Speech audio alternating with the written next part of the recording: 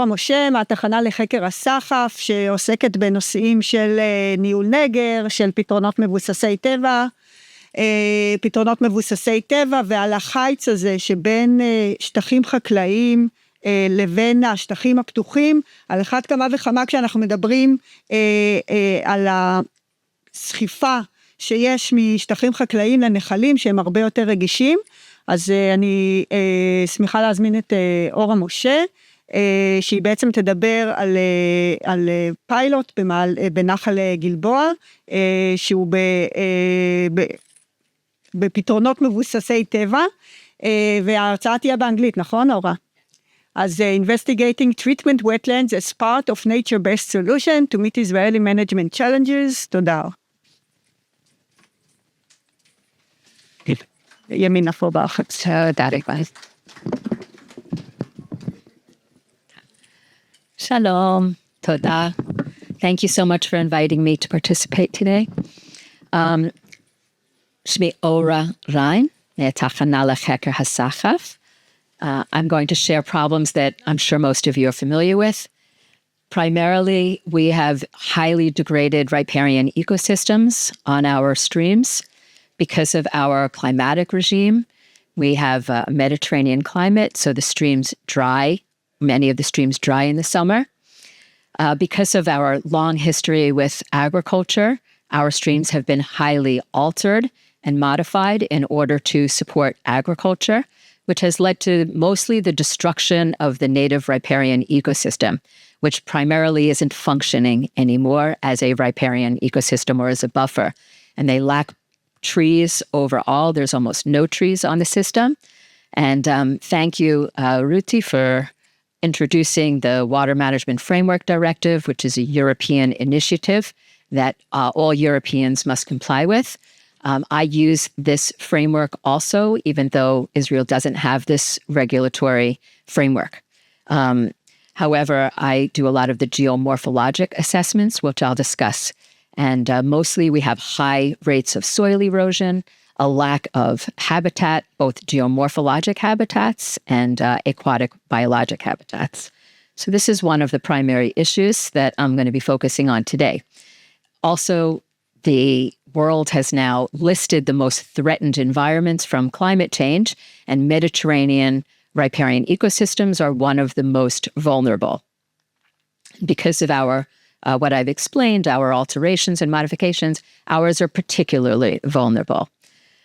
The second problem is our agricultural cycle, is we primarily leave our slopes and our soils bare at the onset of the rainy season. Many of our crops are rain-fed, and therefore we have completely bare soils with no plants when the rainy season arrives. This results in a small explosion like this and mobilizes the sediments, the soil, and transports them with the neger into the streams. And this results in the transport of a lot of sediment, and with it, both dissolved and adsorbed agrochemicals, which includes chomrei hadbara, trufot, nutrientim, and matachot kavadot. So, what can we do with this state of situation? One of the I'm trying to promote several things. One is the nature-based approach to addressing these issues, and the second is a watershed-based approach to problem solving. The nature-based approach includes repairing the riparian ecosystem from these issues that we just described. One of the options to do that is with retzuot chaytz. It's the planting, the replanting of native perennial species in this degraded riparian buffer zone.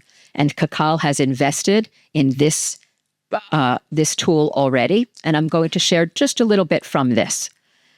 There's many benefits to be gained from restoring the ecosystem services in this degraded area. Here's a list of some of them. So the first case study is from a project that has already finished. This is on Nachal Keni, where we took the very degraded area that you can see over here, where there's no trees, no vegetation, and planted both trees and herbaceous native species, and we demonstrated through many different measurements improved water quality, trapping of sediments, creation of habitat, increased biodiversity, many other benefits. This final report is available and will soon be published in peer-reviewed journals. This In WaterEdge, just I think. A little piece was published in YNET this very week. Thank you. The other thing that we applied in this demonstration project is a new approach to how to look spatially at the landscape overall in order to inform decision makers and develop science-based strategies for targeting where we should put our limited resources. As we know that we are limited in our budgets right now. And so we have to be very strategic in how to select where we're going to do intervention actions. One product from this cacao work was a spatial analysis method. And I'm going to speak about that one more moment after, but I also want to mention that we conducted geomorphologic restoration. As Ruti introduced the Water Management Framework Direction and explained that part of that from 2007 requires hydrogeomorphic assessments. I've done a lot of work in this area, and we did an example of restoring a multi-stage channel as opposed to the very incised, straightened channels that are primarily what we see. So here we developed an inner berm to improve the longitudinal continuity of the flow of both water and sediments. And also we created these steps, which allow two important benefits. The first is that it provides an opportunity for vegetation debris, which is the cut plants from mowing, to be deposited. The big advantage to this is that it gives an opportunity for it to stay on the stream as opposed to it washing and then blocking culverts, which then causes more flood damage. So there's multiple benefits. In addition, it provides an opportunity, if you base it on the actual hydrologic flow, that you are better able to manage our water resources and design the channel to have different habitats, geomorphic habitats, and more natural biodiversity, as well as it will give an opportunity to plant native and endemic species that have different hydroperiod requirements and will also facilitate better restoration of ecosystem services and biodiversity. So now I'd like to talk about the current project, which is the first example of this in Israel. It is a constructed treatment wetland for measuring the water quality improvements coming from agriculture before entering the stream. So our objective was to design a hybrid system, which I'm going to go into detail about, test the ability of this to improve the water, not just in the Kishon River, but also in very intensive agricultural fields where we have subsurface drainage tiles. In fact, in Emek Yisrael, we have the highest subsurface drainage infrastructure in the whole world. And the problem with that is that the water leaches from the field and then is transported horizontally in a pipe and doesn't have any interaction with soil or plants in order to reduce some of the pollutants that are being transported. So the objective of this project was to treat this water and see if we could improve the quality and also expand this as part of our nature-based toolbox that we can apply for riparian ecosystem restoration. So the goal of the project was to test a hybrid system, which includes two different components, and also to test the substrate. It's actually the substrate that does where most of the chemical reactions are occurring. And so we used an innovative blend of substrates, which has proven to be quite effective. So, okay. So what is the hybrid system I'm talking about? So there's a vertical pool, which actually was constructed for the demonstration out of an Intex pool. It's an actual pool. And the water flows down vertically from top to bottom. The second component is a horizontal pool where it's flowing across. They have different plants and they have different, it's a different flow regime, and it has different benefits on each system. And so now we're going to get into the details of that, as well as testing the substrate. So the first thing that needs to happen is to choose a location. And I want to offer 3 tools for improving the site selection evidence. And the first one is this flow accumulation analysis. It's part of the KNE project. And it allows us to look at where the flow is accumulating on the landscape and target these areas in particular. This tool is now available and is being applied. The second one is using the Morphologic Quality Index, which is the MQI.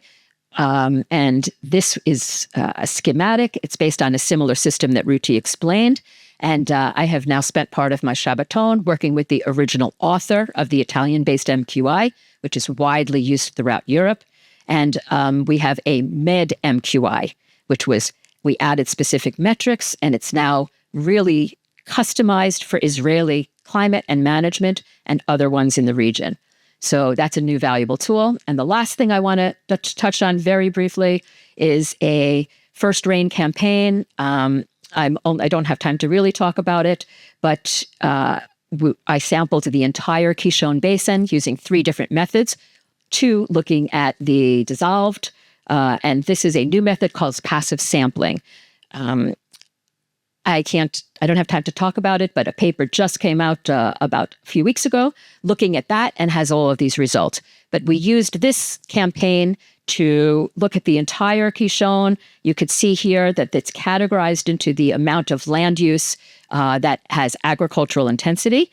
And in the end, through this whole process, what I found is that the Gilboa subbasin has the highest agricultural land use and has over 35 different pesticides and 12 different pharmaceuticals in a 1 liter bottle of water. And therefore, we chose that location to install this new project. Here is the construction design. Here is what the vertical pool looks like. Here's what the horizontal pool looks like. And now this is what the hybrid looks like, and it's functioning as the kidneys of the watershed. So here's the results. The sampling occurs at the input to the system. This is called stage 1. That takes both input from the river and from the subsurface drainage, but currently the subsurface drainage is completely dry due to the drought situation. I hope there'll be some rain at some point in February. The second stage is after the vertical pool and before the horizontal pool. And then the third stage is after the horizontal pool, before as it gets discharged into the Kishon River, back into the stream. So this is the sampling regime, and now all the results that I share with you follow the same approach. So the first one is looking at TSS capture, looking at how much sediments are coming into the system and how much are captured. And what we see is very effective reduction of the TSS and turbidity to non-significant levels. So very effective for trapping sediments, very effective at reducing phosphorus. All species of phosphorus were effectively reduced to non-significant levels, easy to discharge back into the stream. Same thing for nitrogen. And what you can see is that it's primarily in the third stage. So this is after pool 2. This is coming into the horizontal pool. That's really where the nitrogen reduction is happening. So you can see that there's differences in which pool is really affecting the most capture. This is showing that there's effective metals reduction. And importantly, very effective microbial reduction, total organic carbon, also COD, BOD, almost to non-detect, really effective at reducing all of the, at disinfecting, basically. I will share that some of the ions, the data are a little unclear. So I wanted to be totally transparent. I'm not sure. We are seeing some increases in the effluents from the horizontal pool. It's possible it's coming from the substrate. We just did some substrate investigation and analysis, and we hope to understand that better. It also might be a matter of the system maturing. And so I look forward to seeing a different trend on some of these ions. The microbial reduction in terms of E. coli, coliform, very effective. You could see also down to almost non-detect. So the system is really demonstrating a lot of potential. The pesticides and the pharmaceuticals is a primary concern for me. The results were not 100% clear yet, and actually now we're entering year 3, and we are testing this passive sampler method that I introduced very briefly earlier. And I hope that we're going to have very meaningful data. It's a very comprehensive means of looking at pesticides and pharmaceuticals, and we're just preparing now to begin this last year. And so to summarize, this is our total loads that we have demonstrated a high reduction efficiency on these specific metrics. So I believe that this is a very promising method to implement. This is right now a demonstration. So to summarize, the hybrid treatment wetland that we constructed shows both pools have different potential at reducing the pollutants that are really ubiquitous and widespread in the streams. And so we show very high reduction in some of the key parameters, and we're continuing to investigate whether we can reduce all of our target metrics.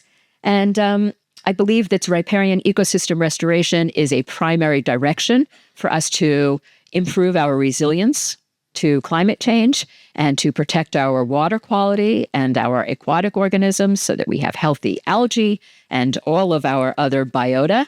And in my opinion, Cacao is uniquely situated to help manage this particular area, which is the riparian ecosystem, in partnership with other agencies like the Rishutnikus.